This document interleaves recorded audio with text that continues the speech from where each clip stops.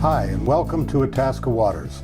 This is the second in a series of programs we will be airing on ICTV, all on the general subject of shorelands in Itasca County. I'm your host, Brian Whittemore. This program is made possible by the nonprofit organization Itasca Waters and by the financial support of the Blandin Foundation. My guest today is Paul Radomski. Paul is a research scientist for the Minnesota DNR in Brainerd and is Minnesota's lead expert on lakeshore habitat management. And that's what we're going to discuss today as part of Itasca Waters' ICTV series on shoreland, the aquatic zone. So Paul, thanks very much for talking with us today and welcome. We're honored to have you here. Yeah, thanks for the invitation. It's a good group and I've always appreciated the work that's been occurring up here. I'll pass that back along when we have our board meeting today. Yes. Then. Good, thanks Paul. So let's start broad in the lake itself. Our target, I think, for this program and this series are people, both full-time homeowners and second homeowners that own lakeshore properties in Itasca County and how they can best deal with their property to keep their property values up and also the health of lakes up. And they're one and the same thing, I think. So if you could describe, the aquatic zone sounds like aquatic water, must be the whole lake, but we've been referring to it as something else. So if you can kind of tell us what the aquatic zone is. Sure. The aquatic zone, as you're referring to it, is what we would call the littoral zone, that near shore area next to the land, out to a depth of maximum plant depth. So usually on most of our lakes, especially in Itasca County, that can be anywhere between 15 and 20 feet where you have maximum aquatic plant depth. We also break it down into the profundal or the deep water zone that, it's the cold water, may have oxygen, may not, and the pelagic zone where most of the people play. The kids are on the tubes playing out in the middle of the lake. But that aquatic zone is where most of the productivity for the lake occurs. So those are places that you want to be very careful with. They're the most sensitive, they're the most easily disturbed, and they're the most important from a perspective of things that we care about, like fish. So protecting that and minimizing your impact in that aquatic zone is a really important thing to do, and we give advice to people how to manage that zone, how to minimize their impact. So that's how we generally break it up, and most people, their interaction is right there on their dock, next to their dock in that aquatic zone. So they probably have a good feel for it. In some cases, the sediment may be rocky, or it could be soft sediment, depending upon their fetch at that area, how much wind that area is receiving, the soils in that area, etc. So it's really a dynamic place. As a biologist and a lake ecologist, we study a lot of what's happening right there in that aquatic zone. So we've done a lot of research in Itasca County. We've looked at, which part of these aquatic zones are the most vulnerable. So we've mapped those to give people advice about, which parts of that aquatic zone are most vulnerable to disturbance. We've studied loons, where they nest.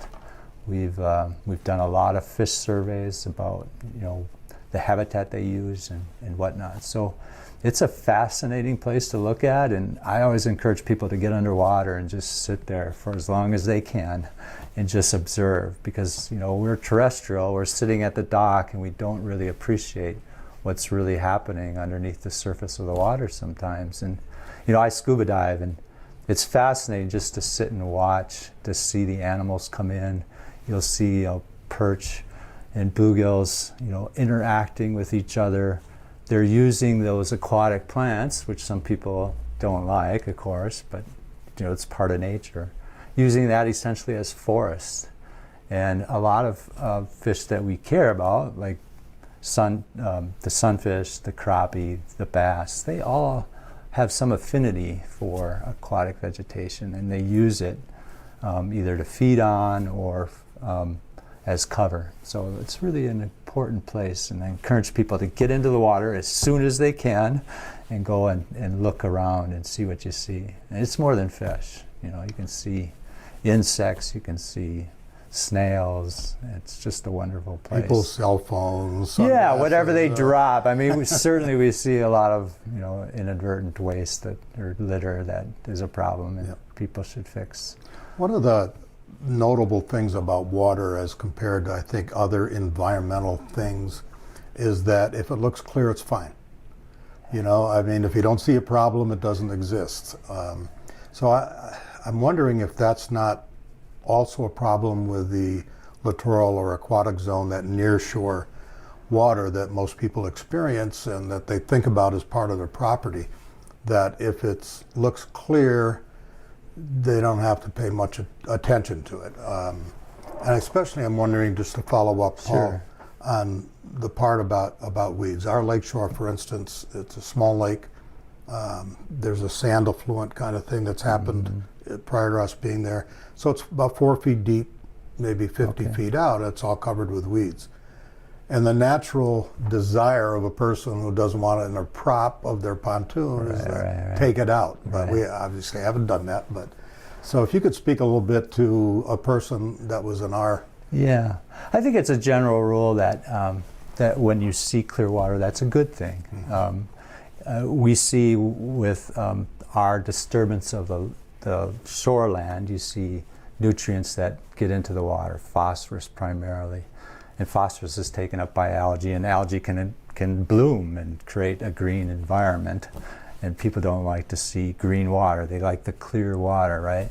So generally, that's a good rule of thumb. If you have clear water, that means you're doing something, at least with regard to nutrients. Now, there are other chemicals that we have to be concerned about, like mercury, which is an important and serious environmental pollutant that we're dealing with across the state. A lot of lakes are impaired with mercury. Getting to your weeds, I don't like to call them weeds. I like to say, you know, they're aquatic plants. You know, they've been there. They've usually, you know, they are adapted to that environment.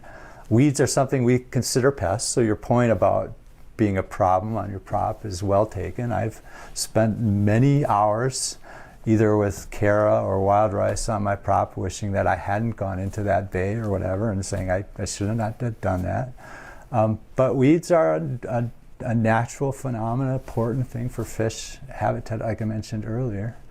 And they're also very beautiful. I mean, we've got several very common species of aquatic plants that are vascular in that sense that you can pull them out and look at their leaves and whatnot. Coontail is a very common plant. It's probably one that you're dealing with.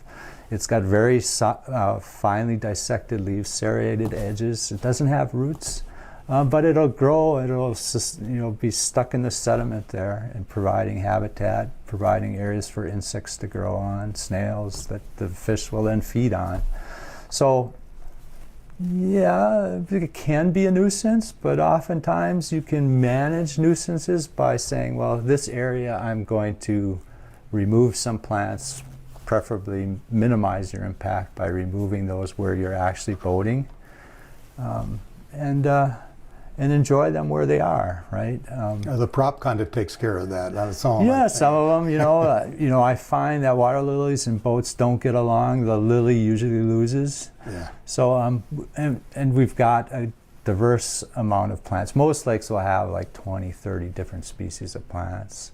And unless you're a botanist, you really just don't appreciate the diversity of plants out there. You got anything from a macroalgae, musk grass, they call it, because it has this musky smell. But northern pike will lay its eggs on that musk grass right about now. Usually, when the ice starts going out, the northern pike will lay its eggs on the musk grass. Keep those eggs above the sediment, so it's got oxygen, so that they'll hatch in a couple, a dozen days or so, and produce young northern pike. So there's a lot of value of having those plants. Fish and wildlife habitat. It also holds the sediment in.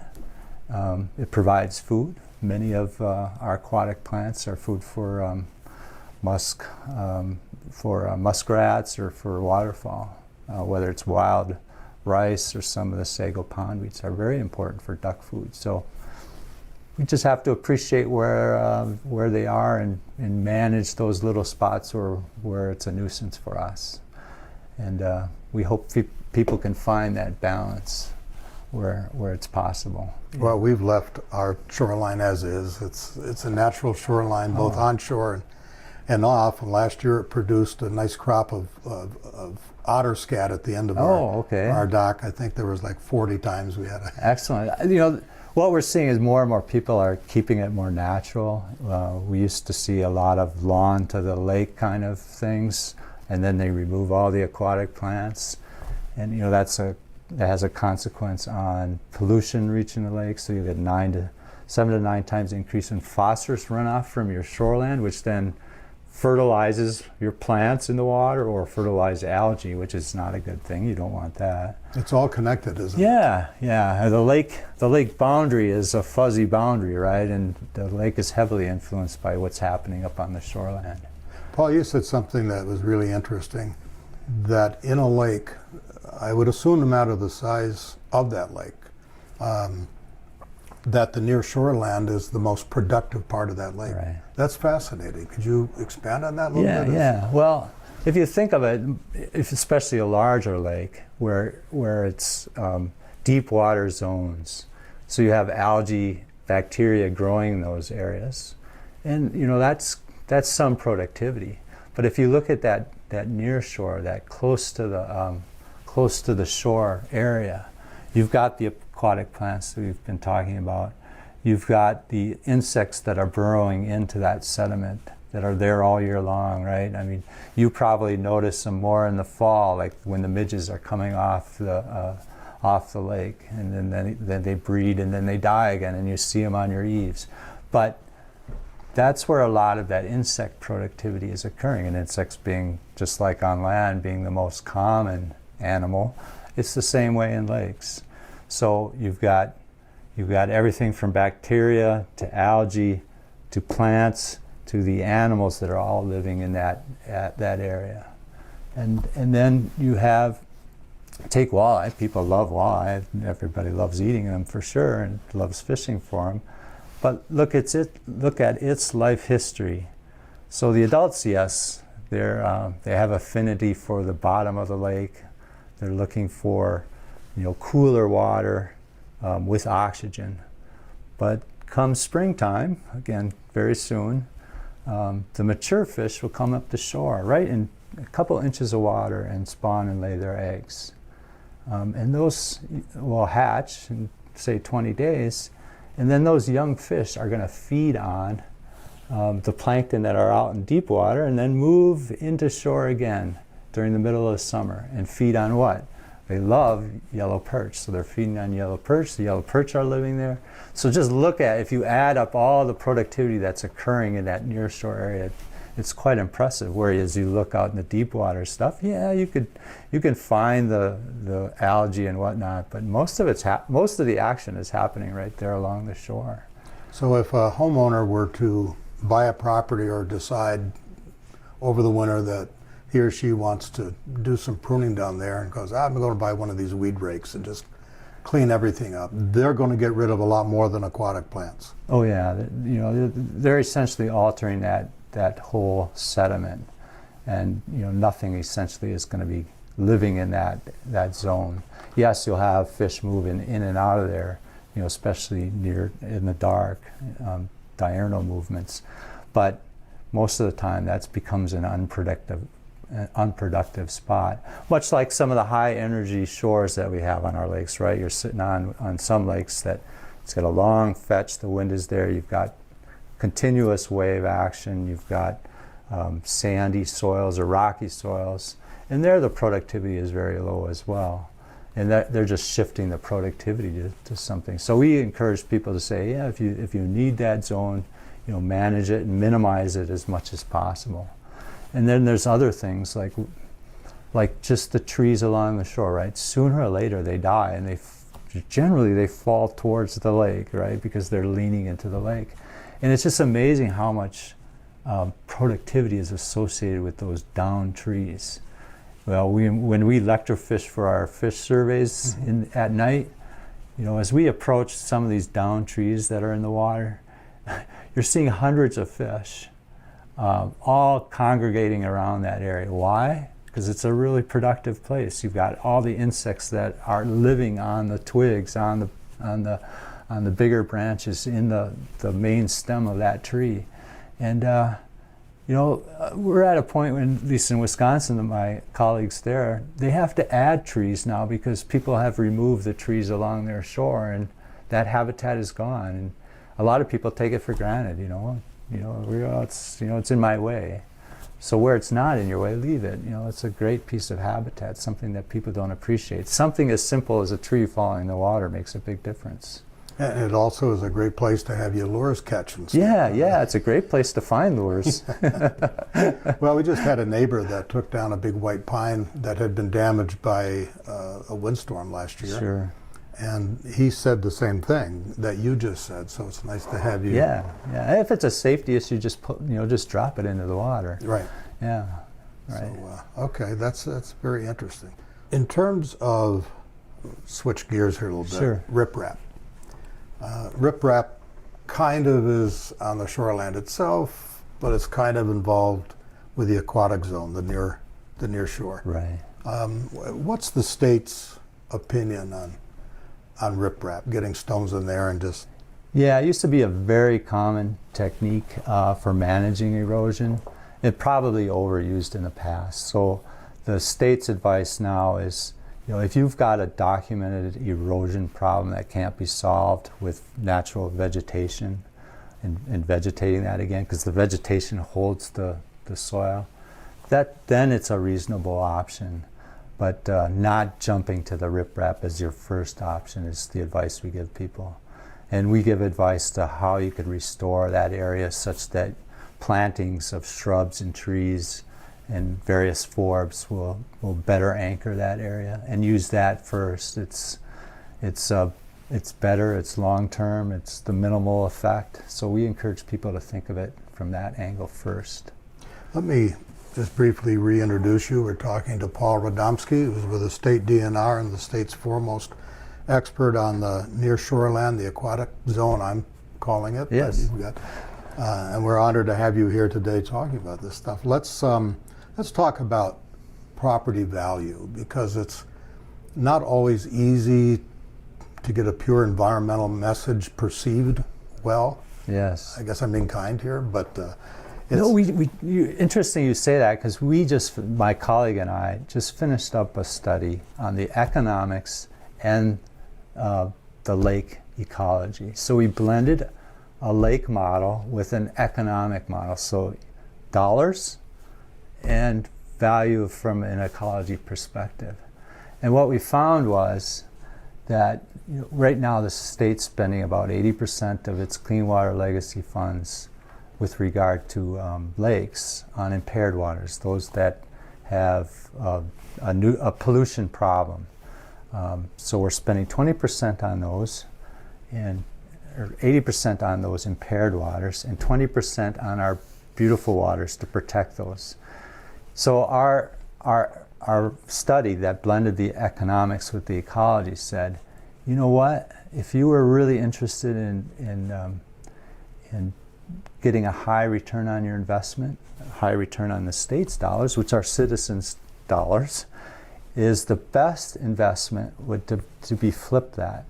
Because you get a 6 times increase in return on investment on protecting a high quality lake versus spending that money on impaired water. Now, why is that? Impaired waters are really hard to fix. Once a lake reaches some sort of tipping point, it's really hard to fix it. I mean, you have to do very dramatic things.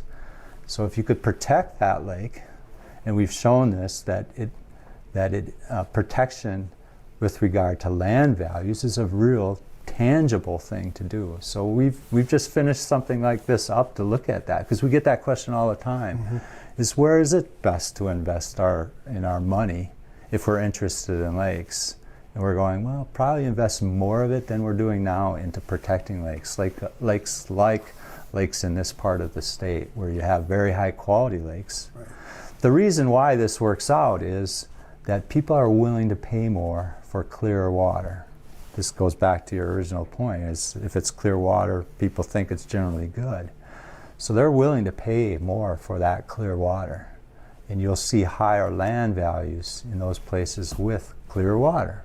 And then, of course, location, location, and location. But clear water is a big driver in this. So I would think, Paul, that following up on what you just said about that study, which is neat that you're bringing that up and it's so current, I would guess that a state dollar, goes further protecting good waters than it does to remediate polluted waters. yeah, 6 times as much. Yeah. Yes, very good point. And that's something intuitively, as lake ecologists, we knew, but nobody had put a number on it. So we were going, well, let's actually see how big of this difference is.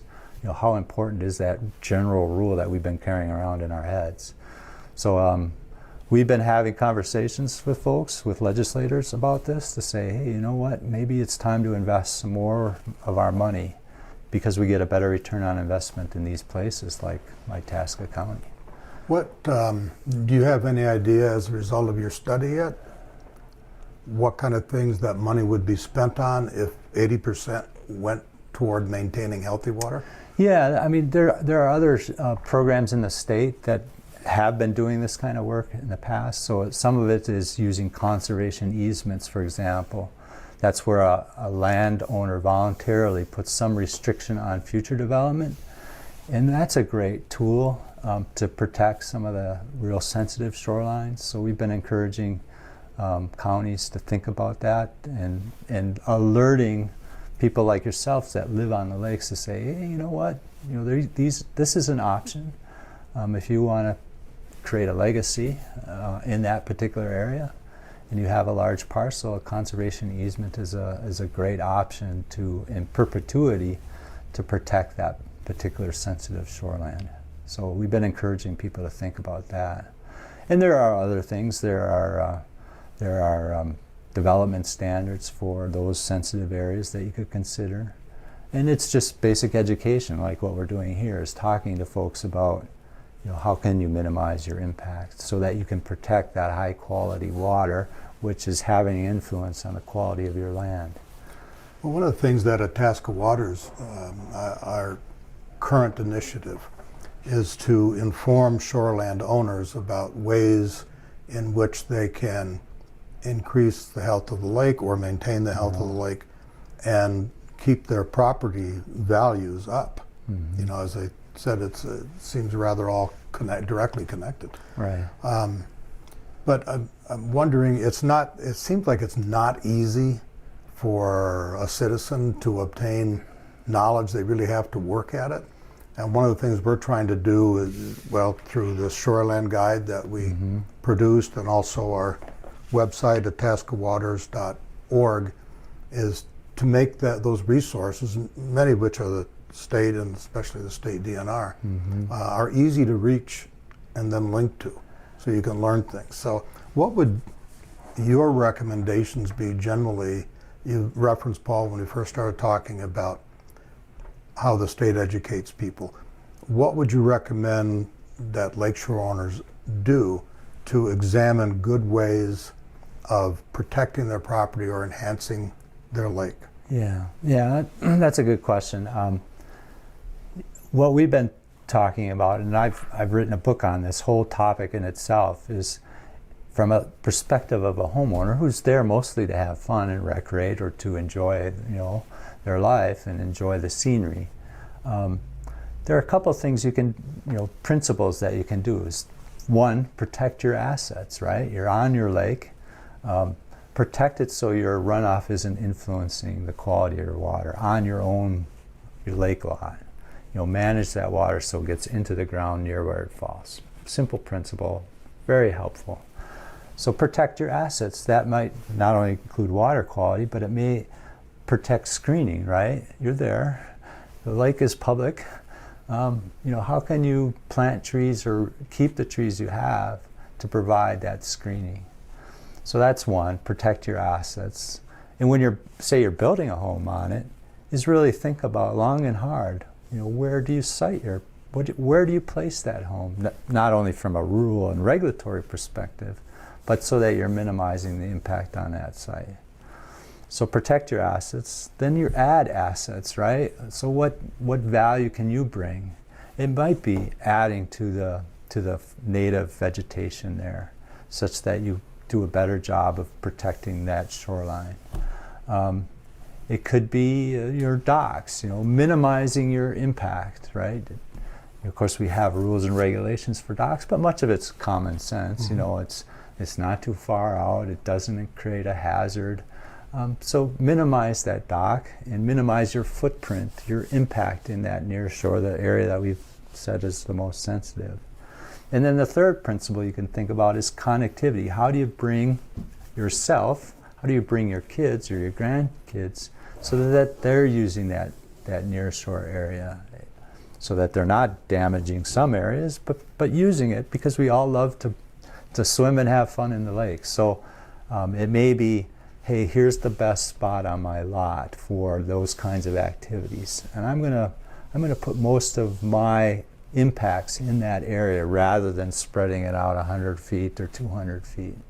So making sure that you protect your assets, you create some assets, and then you bring some connectivity so that people can enjoy that nature. And it might be simply just having a place to sit and enjoying nature, not necessarily on a dock, but so that you can see the loons and the wildlife that you can see on these lakes up here, which is really beautiful to see. Yeah, let beauty be beauty. Right? Yeah, right. Yeah. Paul, an open question here, because we've only got about 3 minutes left. What? Believe it or not, I know it was a very fast 30 minutes. What haven't I asked you that you need to speak about? Oh, well, I could spend all day talking about lakes. You had mentioned earlier when we were just talking before this started is curiosity, and I think that's a good thing for people to have. Is look at your shoreline, see something that you may not understand. It might be something as simple as a dragonfly larva, and you go, what is that?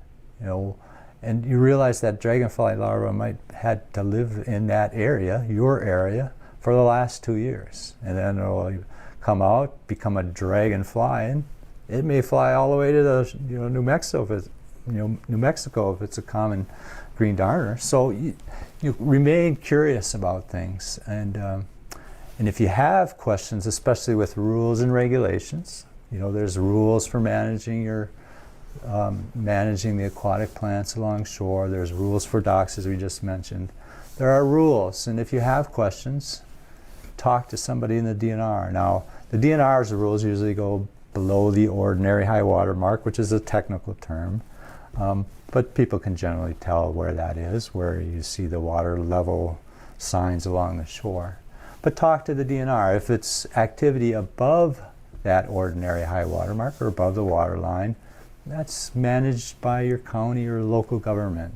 Talk to those folks. They've got some great programs about how you can better manage rainwater, how you can manage the vegetation, etc. So remain curious and minimize your impact, which we've been stressing, and learn and get in the water and look at things and see things. And by the way, all this that you're talking about is actually fun. I mean, it makes your life on the lake even more fun. Oh, to have more nature around. Well, yeah, isn't it? I always find it's like I might be birding and saying, well, what bird is that? And knowing what that bird is, and then asking the question, well, where is it living during the most of the winter, or where is it living in the summer? Just remaining curious about those kinds of things, I think, brings a fuller life and makes you understand that you're living on the lake for a reason, and it's usually because of nature. And the more you appreciate that, the better off you are. Now, some people appreciate like some of the very charismatic ones, right? Like the loon. I mean, how many times do we hear loons in movies when there's no lakes there, right? I mean, how many times do you see that? Too many. Yeah, and we studied loon nesting in Itasca County and looked where those occur, and they have a high return rate on those sites. And but keep your distance, and if it's something like a loon, get to know some of it. Where does it live? Where does it nest? And they're very specific spots, and they're not sandy beaches. So get to better understand your lake. And there's a lot of information on your lake on the DNR's website by Lake Finder. You can find information on the fish, you can find information on the water chemistry. So there's a lot of information out there. If you're curious, you can readily find it. And you can always call people like myself. And I would urge too, itascawaters.org, which links to a lot of the contacts that Paul is talking about. There is a wealth of information out there we should take advantage of. Well, thank you very much. Yeah, thank you. This has been really cool. That's it. We got our 30 minutes taken care of. And we could start over and do it all over again. We'll just keep going. Well, anyway, thanks, Paul. My guest has been Paul Radomski of the state DNR, Minnesota's lead scientific expert on lakeshore habitat management. Thank you again. Thank it's been you. Great. If you would like more information about Itasca County shorelands, how to keep your shoreland healthy and maintain or grow your property's value, you can go to our website, itascawaters.org.